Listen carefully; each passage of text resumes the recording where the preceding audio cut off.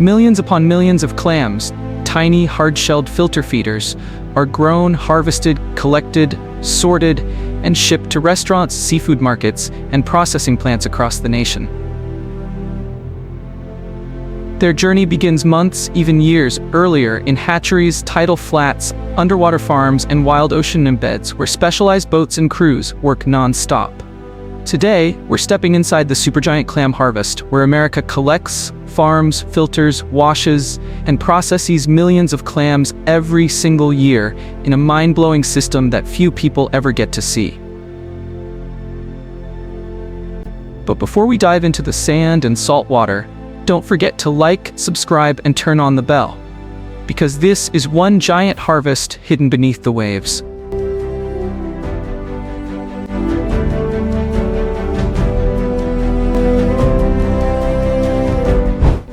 Long before the first clam boat ever left a harbor, long before aquaculture farms and sorting machines existed, clams had been part of North America's coastal ecosystems for thousands of years. Native American tribes harvested clams by hand, using simple rakes or digging sticks. Clams were central to their diet and culture.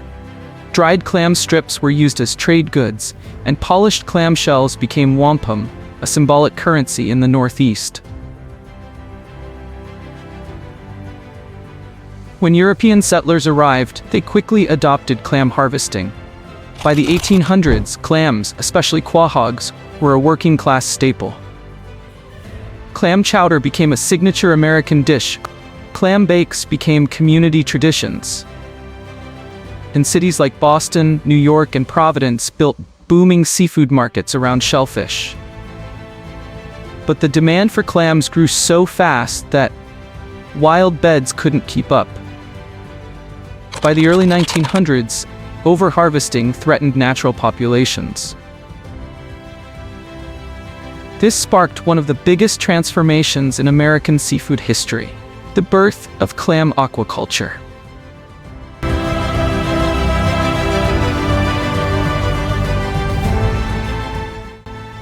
The first hatcheries appeared in the mid-20th century, producing baby clams for planting in tidal farms. Technology improved, states enacted strict sustainability rules, and coastal communities embraced aquaculture as a renewable way to meet rising demand. Today, America produces hundreds of thousands of tons of clams annually, both wild-caught and farmed. The modern industry combines ancient techniques with cutting-edge engineering, making clams not just a food source, but a symbol of sustainable coastal farming. And every clam begins with the same step: the hatchery. Healthy adult clams selected for size, disease resistance, and fast growth. They're placed in controlled temperature tanks and gently encouraged to spawn. When conditions are perfect, right temperature, right light, right nutrition, the clams release clouds of eggs and sperm into the water. Fertilized eggs turn into free-swimming larvae within hours. Each larva is smaller than a grain of dust, nearly invisible without a microscope. Over the next 10 to 14 days, these larvae develop tiny shells and begin feeding on phytoplankton grown on site. Every variable affects survival. Once the larvae grow into seed clams about the size of a sand grain, they're transferred into nursery systems. Floating upwelling units, mesh trays, or shallow tanks allow them to grow larger and stronger.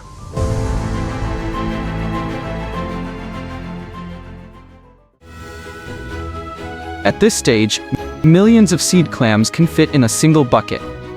After 4 to 8 weeks, they reach planting size, usually around 4 to 6 millimeters.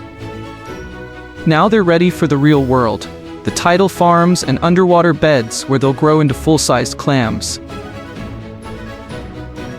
This is where the modern industry transitions from controlled science to the raw power of nature.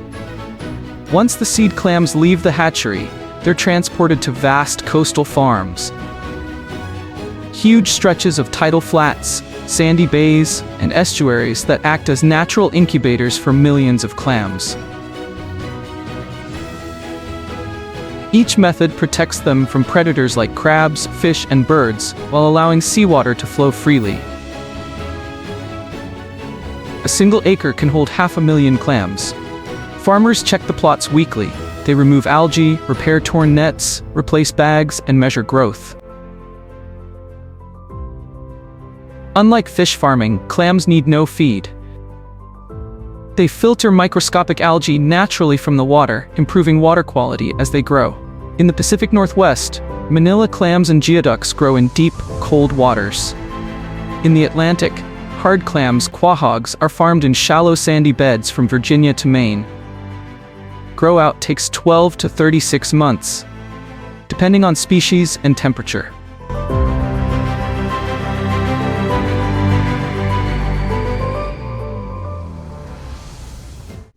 During storms, tides can bury clams under sand, so farmers must constantly adjust the beds and rescue plots washed out by waves.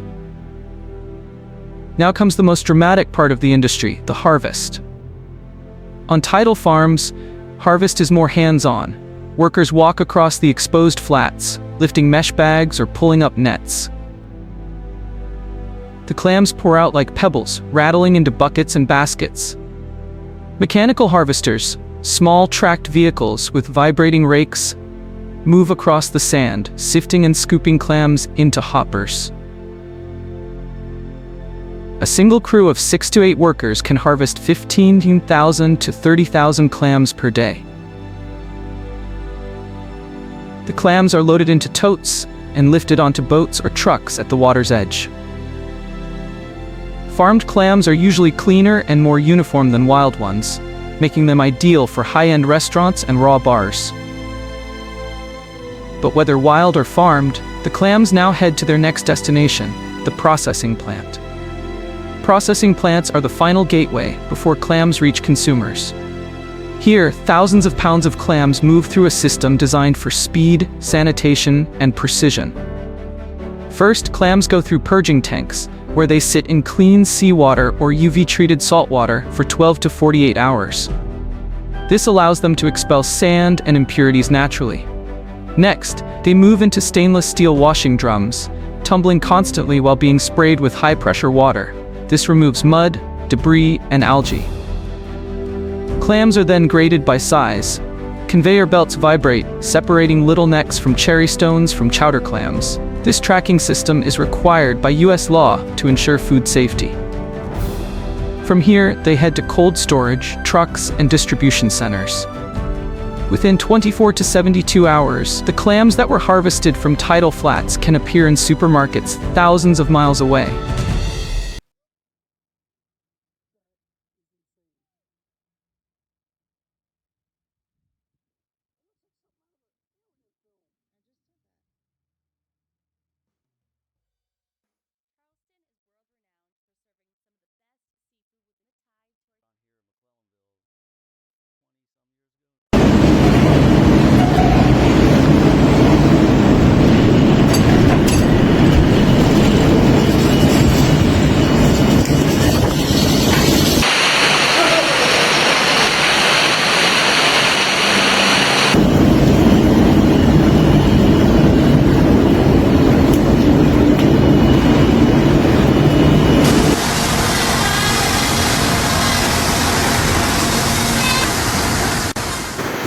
From the icy waters of the North Atlantic to high-tech factories that process thousands of pounds each day, the story of canned cod is one of tradition, technology, and precision. Every year, millions of people around the world enjoy cod, a mild, flaky white fish that has been a staple in diets for centuries. But few know the incredible journey this fish takes before it ends up in a can on a supermarket shelf. Today, we'll take you inside the fascinating world of cod harvesting and processing, showing step-by-step how millions of canned cod are made. Cod thrives in the cold, nutrient-rich waters of the North Atlantic. Vast fishing grounds stretch from the coasts of Norway, Iceland, and Greenland to the icy waters off Canada and Alaska. Here, modern fishing fleets venture out into the open ocean, often for weeks at a time. Equipped with advanced sonar systems, GPS navigation, and trawl nets the size of football fields. These vessels are built for efficiency. The goal? To catch cod sustainably, ensuring stocks remain healthy for generations to come. When the nets are cast, thousands of cod are swept up from the ocean depths.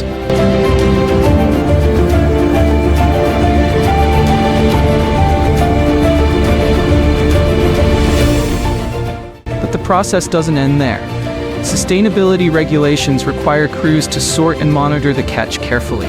Undersized fish are released, while legal-sized cod are brought aboard. Once the cod are brought up from the depths, the race against time begins. On board the massive trawlers, freshness is everything. Cod is a delicate white fish, and every minute it spends without proper care can affect its taste, texture, and ultimately its value once it reaches consumers. That's why modern fishing vessels are equipped not only to haul in the catch, but also to preserve it almost instantly. The moment the nets are emptied onto the deck, teams of skilled crew members get to work. The cod, often still glistening from the icy waters of the North Atlantic, are swiftly transferred into large seawater tanks chilled to just above freezing. This immediate immersion helps slow bacterial growth and keeps the flesh firm. In these tanks, circulation systems ensure the fish remain evenly cooled, preventing spoilage even during long voyages back to shore. This system of at-sea processing has revolutionized the cod industry. In earlier centuries, fishermen relied on salting and drying cod on board to prevent spoilage, a labor-intensive process that altered the fish's natural taste. Today, thanks to modern refrigeration and freezing technology, cod can be preserved with minimal loss of quality, allowing consumers to enjoy the fish almost as fresh as the moment it left the ocean. Every detail is carefully documented. Digital logs track the time of each catch, the storage temperature, and the exact location where the fish were harvested.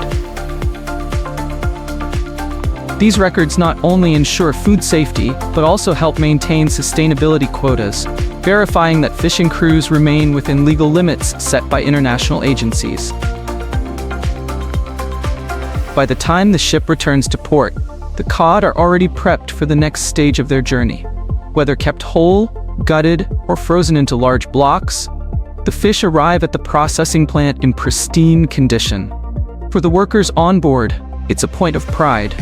They know that their attention to detail at sea directly influences the quality of the canned cod that will soon make its way to kitchens around the world. From the moment the cod are caught to the time they're unloaded onto refrigerated trucks, the focus remains constant. Preserve freshness, maintain safety, and respect the resource. This careful handling is the crucial link that connects the vast Atlantic fishing grounds with the state-of-the-art factories that will transform the day's catch into millions of cans of cod. At the factory, frozen cod blocks arrive in refrigerated trucks or shipping containers. Before processing can begin, strict quality checks take place. Inspectors sample the cod for freshness, odor, color, and overall quality. Any fish that doesn't meet standards is rejected immediately. Once approved, the frozen cod blocks are sent into giant thawing chambers. Here, controlled warm water gently defrosts the fish, preserving its texture. The process takes several hours, ensuring the cod remains firm and flavorful. After thawing, cod are moved along stainless steel conveyor belts into automated filleting machines. These machines, guided by computer imaging, make precise cuts, separating the fillets from the bones. Human workers stand alongside the machine. Millions of pounds of salmon are harvested from some of the coldest and cleanest waters on Earth. From the rugged coastlines of Alaska to high-tech factories across North America, these fish go on a remarkable journey, ending up sealed in metal cans, ready to feed millions of people worldwide.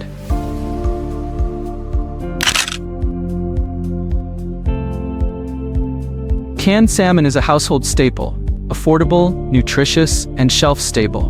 But how does a slippery, freshly caught fish turn into something so convenient?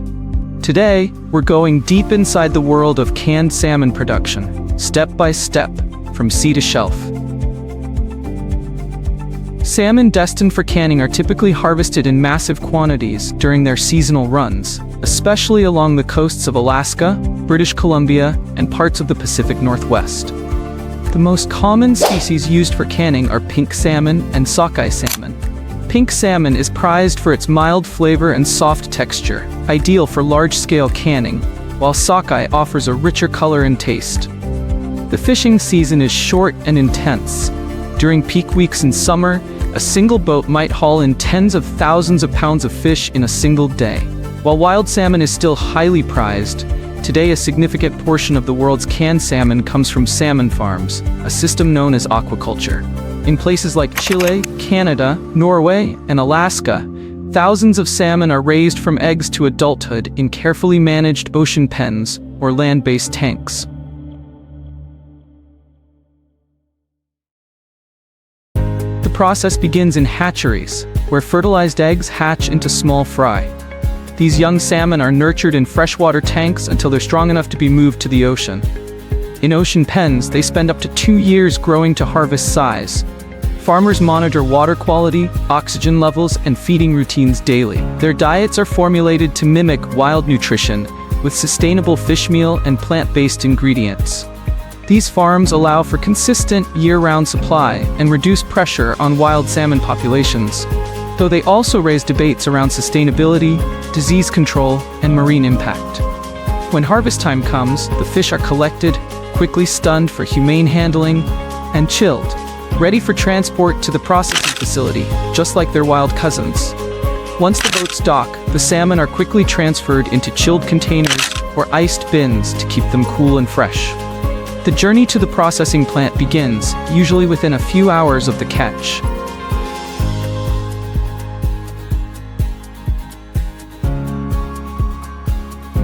Most salmon processing plants are located near the coast to reduce transportation time. Every hour saved is critical to maintaining flavor, color, and safety. At the plant, the fish are weighed, tagged, and queued for processing. Inside the facility, the first step is inspection. Trained workers and automated systems sort the fish by species, size, and quality. Only the best fish are selected for canning. Fish that are bruised, too small, or not within size standards may be diverted for other uses, like pet food or fish meal.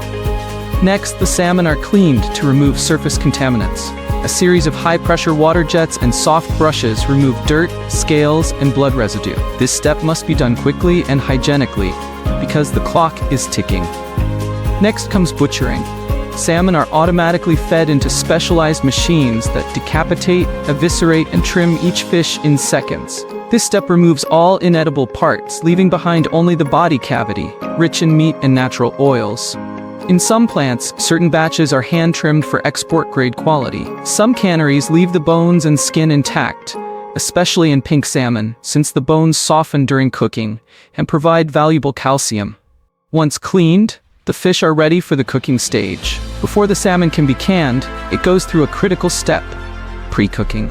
This process not only makes the fish easier to handle, but also helps lock in flavor and nutrients. In most modern canneries, the salmon is placed on trays or racks and moved into large steam ovens, also called cookers.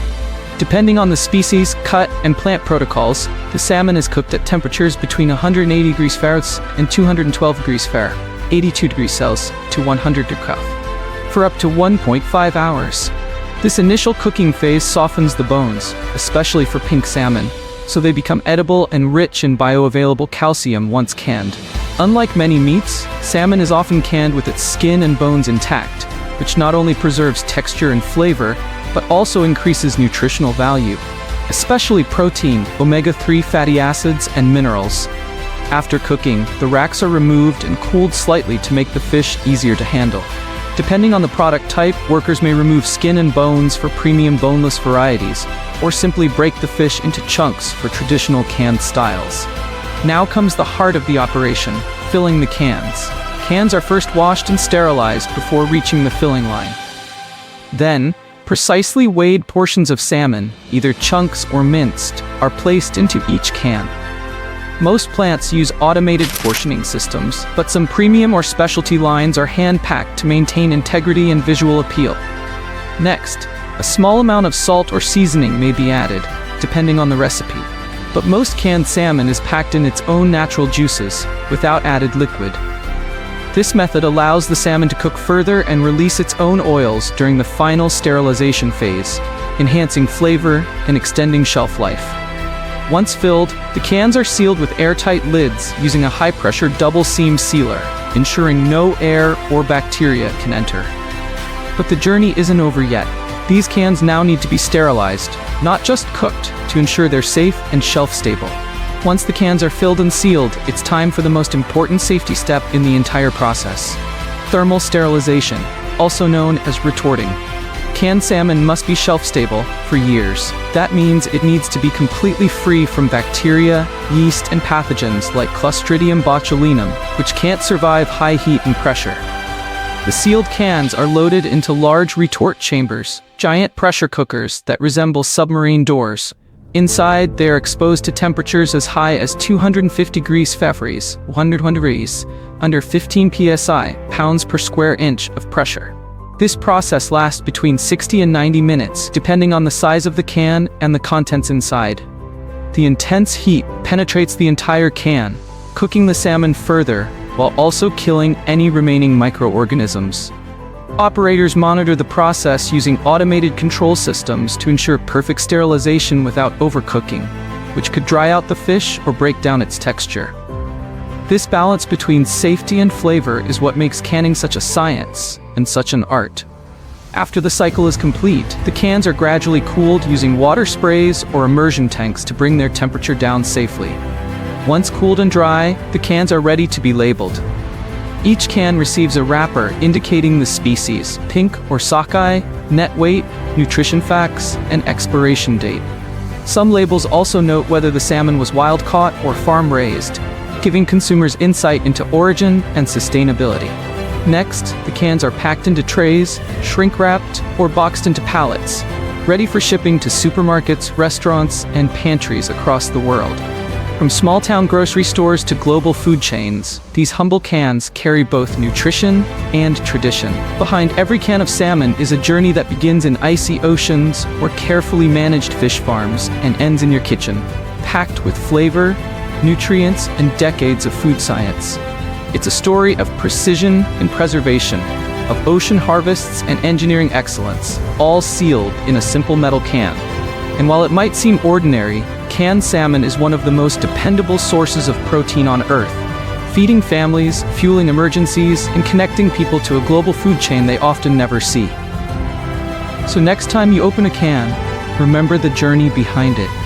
If you found this process fascinating and you want to see how more everyday products are made on a massive scale, don't forget to like this video, subscribe to our channel, and hit the bell icon so you never miss a behind-the-scenes look into the industries that feed the world. Thanks for watching. Stay curious.